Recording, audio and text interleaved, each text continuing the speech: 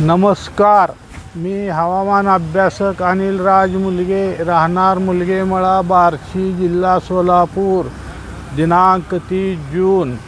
उद्या सकाळपर्यंतचा हवामान अंदाज.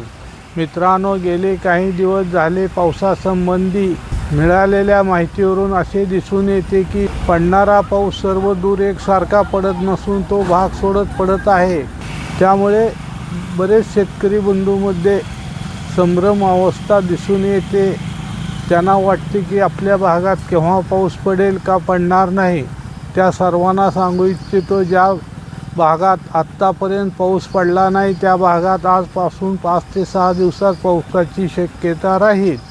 तसेच आज कोकणात, मुंबई व उपनगरात, डहाणू, पालघर, नाशिक तसेच पुणे, सातारा, कोल्हापूर या जिल्ह्यांच्या घाटमाथ्यावर, बेळगाव जिल्ह्याचा पश्चिम भाग तसेच अहिल्यानगर, बीड, संभाजीनगर, धुळे तसेच जळगाव जिल्ह्याचा पश्चिम दक्षिण भाग, बुलढाणा जिल्ह्याचा दक्षिण भाग व पूर्व भाग तसेच वाशिम, यवतमाळ, नागपूर, भंडारा, गडचिरोली तसेच हिंगोली जिल्ह्याचा उत्तर भाग या दिलेल्या जिल्ह्यात किंवा दिलेल्या भागात वादळी वाऱ्यासह विजासह मुसळधार पावसाची शक्यता राहील.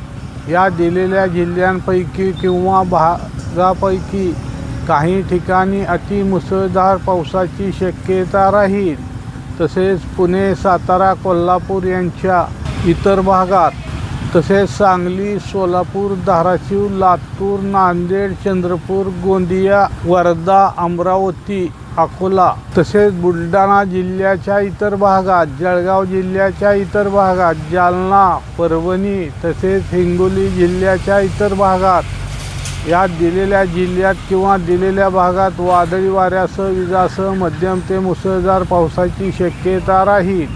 तसेच बेळगाव जिल्ह्याच्या इतर भागात, नंदुरबार या दिलेल्या भागात किंवा दिलेल्या जिल्ह्यात काही ठिकाणी जर स्थानिक वातावरण तयार झाले तरच त्या भागापुरता हलका ते मध्यम पावसाची शक्यता राहील. तसेच बार्शी तालुक्यात हवामान ढगाळ व सूर्यप्रकाश असे राहील. तालुक्यात मध्यम ते मुसळधार पावसाची शक्यता राहील. काल बार्शी तालुक्याच्या दक्षिणेकडील भागात बऱ्याच ठिकाणी मुसळधार पाऊस पडला आहे. सदर माझा हा व्हिडिओ आवडल्यास त्यास लाईक करा, सबस्क्राईब करा व इतरांना शेअर करा. धन्यवाद.